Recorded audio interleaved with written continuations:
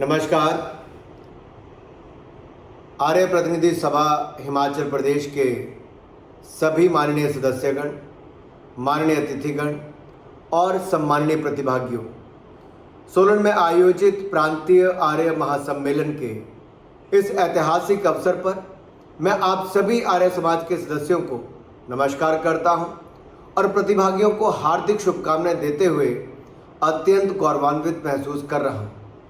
किन्हीं कारणों से जो आप सब अवगत हैं, मैं आज आप सबके बीच में व्यक्तिगत रूप से शामिल नहीं हो पाया, जिसका मुझे खेद है।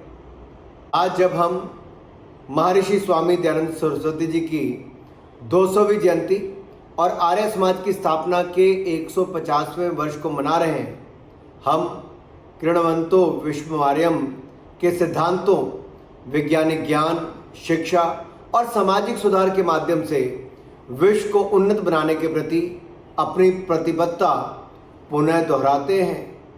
शिक्षा, नारी सशक्तिकरण और सांस्कृतिक मूल्यों के संरक्षण के क्षेत्र में सभा का अथक प्रयास हमारे आदरणीय प्रधानमंत्री नरेंद्र मोदी जी की समिति के महर्षि जी के विरासत को सम्मानित करने के संकल्प के साथ पूर्णतः सामंजस्य रखता है। हम सबके पूज्य स्वामी दयानंद सरस्वती जी 19वीं सदी के नव जागरण के सूर्य थे, जिन्होंने मध्य युगान अंधकार का नाश किया। राजनीतिक पराधीनता के कारण विचलित, निराश और हताश भारतीय जनमानस को महर्षि दयानंद सरस्वती ने आत्मबोध, आत्मगौरव, स्वाभिमान और स्वाधीनता का मंत्र प्रदान किया था। महर्षि दयानंद के प्रादुर्भाव के समय भारत धार्मिक, सामाजिक, आर्थिक और राजनीतिक दृष्टि से अति जर्जर और छिन्न भिन्न हो गया था। ऐसे विकट समय में जन्म लेकर महर्षि दयानंद सरस्वती जी ने देश के आत्म गौरव के पुनरुत्थान का अभूतपूर्व कार्य किया। लोक कल्याण के निमित्त अपने मोक्ष के आनंद को वीर्यता न देकर जन जागरण करते हुए अंधविश्वासों का प्रखरता के साथ खंडन किया था। अज्ञान, अन्याय और अभाव से ग्रस्त लोगों को उद्धार करने के हेतु जीवन पर्यंत संघर्ष वो करते रहे। आपको याद होगा 1875 में स्वामी दयानंद जी ने बॉम्बे में जिन उद्देश्यों की पूर्ति के लिए आर्य समाज की स्थापना की थी, आज यदि देखा जाए तो उस समय को और उस सपने को साकार करने का समय आ गया है और हम सबको साक्षी बनने का अवसर है।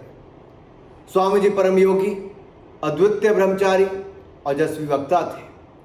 वे जानते थे कि श्रेष्ठ भारत के निर्माण के लिए युवाओं को श्रेष्ठ शिक्षा पद्धति के माध्यम से ब्रह्मचर्य के तप से तप कर ही राष्ट्र के स्वर्णिम स्वाभिमान और स्वाधीनता के मार्ग को प्रशस्त किया जा सकता है। इसके लिए स्वामी दयानंद जी ने गुरुकुल पद्धति का विधान किया, ताकि राष्ट्र का प्रत्येक युवा शारीरिक, मानसिक और आत्मिक शक्तियों से परिपूर्ण होकर भारतीय वैदिक संस्कृति की रक्षा के लिए तत्पर हो।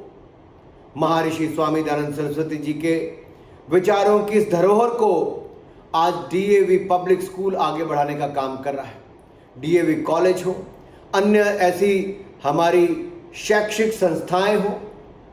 ये मेरा भी सौभाग्य रहा है कि आर्य समाज के राष्ट्रवादी विचारधारा के वट वृक्ष तले मेरी शिक्षा भी Dayanand model senior secondary school Jalandhar और दोआबा कॉलेज जलंधर में हुई। एक शताब्दी से भी अधिक समय पहले अपनी स्थापना के बाद से डीएवी संस्थाओं ने भारत के शैक्षिक और सांस्कृतिक कार्यकलाप में महत्वपूर्ण भूमिका निभाई है। मूल्यों, संस्कृति और शिक्षाविदों पर अपने जोर के साथ डीएवी पब्लिक स्कूल शिक्षा में उत्कृष्टता का प्रतीक बन गया है। महर्षि दयानंद जी ने वेद के उपदेशों के माध्यम से भारतीय समाज को एक नया जीवन दिया है। महर्षि ने बाल विवाह, पर्दा प्रथा, जाति प्रथा, छुआछूत जैसी अनेक सामाजिक बुराइयों के विरुद्ध जीवन पर्यंत संघर्ष किया है। उन्होंने समाज में दलितों और शोषितों को समानता का अधिकार देकर सामाजिक एकता, समरसता और सद्भावना की नींव भी रखी थी। ये मेरे लिए खेद का विषय है कि वर्तमान परिस्थितियों के चलते मैं व्यक्तिगत रूप से आप सबके बीच में उपस्थित नहीं हो सका, भौतिक रूप से वहाँ पर नहीं हूँ, किंतु मेरी आत्मा और मेरे विचार आप सभी के साथ हैं।